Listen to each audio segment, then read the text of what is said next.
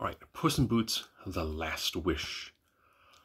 You know, for this being the second Puss in Boots movie, meaning what, I think this is the sixth movie in the Shrek universe, was done very well.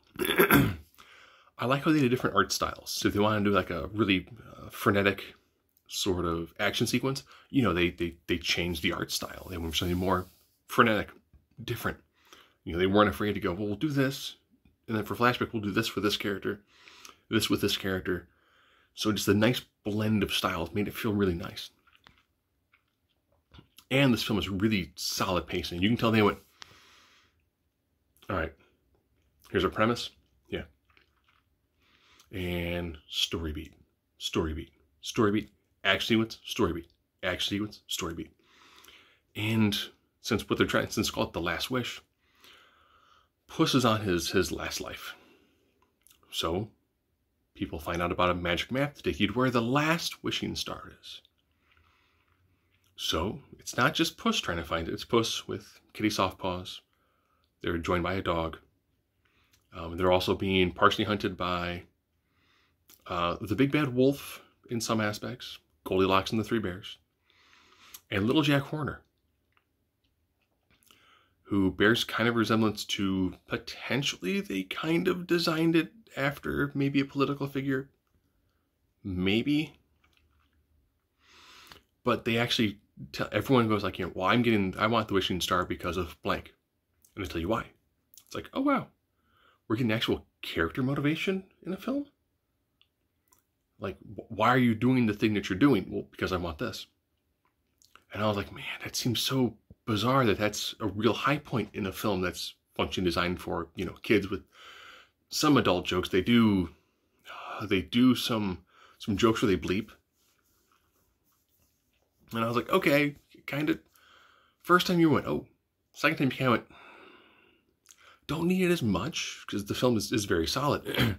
Antonio Banderas and Salma Hayek have fantastic chemistry, even though they're voicing cats. And the fact that you have, you know, Antonio Banderas' character as Puss in Boots going through a real crisis of consciousness, because like, this is it. Like, if something goes wrong and he dies, like, that's it, he's done. So there was a nice level of building to that. And the pace that the film takes and the creativity, once they get into the dark forest, which you hear about in like the first few minutes of the film, and that's where I almost say a lot of the film takes place. It seems like a good portion of the film takes place in the area where they're using the map, and the map is magical, so it's constantly adjusting the environment and doing all those different things. So you get some more character background on your principal characters. Lots of nice little Shrek Easter eggs. I was like, you know, this film actually felt like people sat back and they went, if we did this, how would Puss in Boots actually react? Based upon what we've done for the character in the previous films, how would this character react to these situations? Instead of going, here's a situation, and the characters react the way I want them to. So it was, no, here's a situation, we've predefined the character's motivations, and this is why they're going to do what they want to do.